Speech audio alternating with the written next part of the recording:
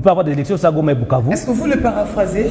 Mais également, il répond lui-même en disant que non, même le référendum aussi ne peut pas être fait sans Goma et Bukavu. Mais il a conclu, c'est ce qu'il a fait. C'est bon. Oui. C'est pour dire qu'il contredit aussi Badjoko qui voudrait, qui parlait de la loi référendaire. C'est lent que par rapport à Badjoko. Il disait que non, il y a eu la loi référendaire qui est en train d'être votée. Ça veut dire que l'article 220 là sera sauté à l'Assemblée nationale. Non. En fait, la grande préoccupation aujourd'hui des Congolais, c'est que nous puissions recouvrer notre intégrité et notre souveraineté. Les débats dans lesquels Badjoko et sa famille politique veulent nous amener des changements, révisions, ça ne va pas aboutir. Et c'est vous qui en sortira le meilleur perdant, parce que c'est votre État qui vous êtes en train de gaspiller. Au lieu de vous investir pour le bien-être qui passe aussi par la paix des Congolais, vous êtes dans des futilités. Vous êtes dans des débats qui ne vont jamais, en tout cas jamais alors, trouver solution. Les différents processus qui ont été mis en cours, Washington, Doha et tout, ont montré leurs limites.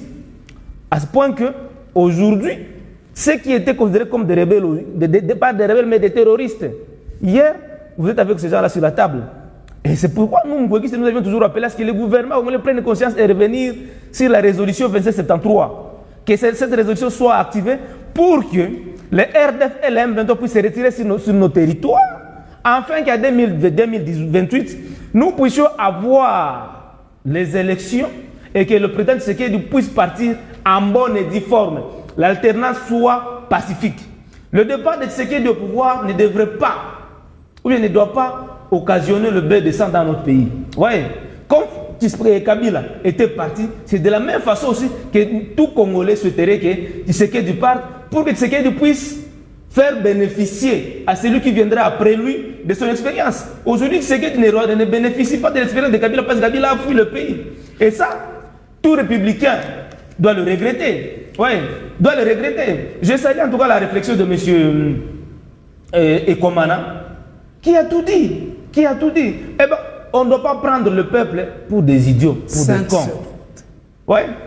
Nous, c'est la paix. Et c'est là, je crois même le point de presse du chef d'État devrait vraiment tourner autour de la paix, qui est son devoir à travers l'article 74 de la Constitution, son serment.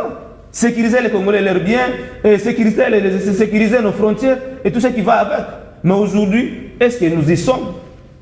La loi référendaire dont vous parlez là, si vous vous en tenez à ça, c'est la soudanisation telle que l'a dit M. Nito. C'est ça votre dernier mot? Oui. Mon dernier mot, c'est la paix à l'Est.